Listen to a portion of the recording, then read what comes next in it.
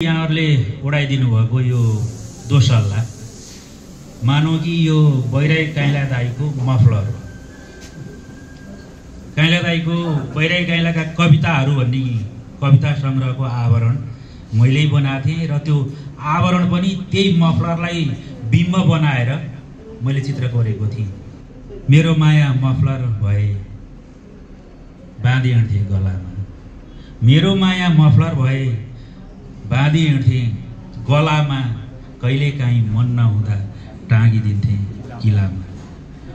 बैराई काइलाका असाध्यै दार्शनिक कविताहरूबाट थिचिएकाहरू यी दुई लाइन पढ्दाखेरि विश्राम लिन्थे।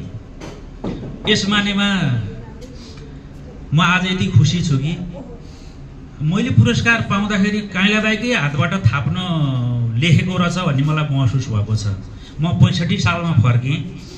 2065 सालमा बेलायतको एउटा संस्थाले यो रेडियोमा बसेर नेपालमा बसेर संसारभरिका साहित्यकारहरूलाई संयोजन गर्ने काम यसले रमेशले गरेको छ भनेर बेलायतको एउटा संस्थाले नगद पुरस्कार सहित पुरस्कार दिने भयो। अनि बेलायतका साथीहरू आउनुभयो, पुरस्कार कहाँ दिने त, कसले दिने भन्ने कुरा थियो। काइला दाइ हाम्रो चिफ गेस्ट भन्नुभयो। काइला दाइको हातबाट त मलाई त्यो बाटोमा दिए पनि म त खुसी भने मैले यसरी नै।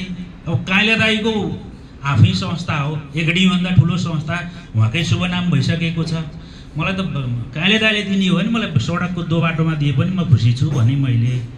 उहाँहरूले मलाई पुरस्कार दिन लिएर जानुभयो धरहराको टुप्पोमा। त्यो भिडियो अहिले पनि युट्युबमा छ, हेर्दाखेरि डर लाग्छ के।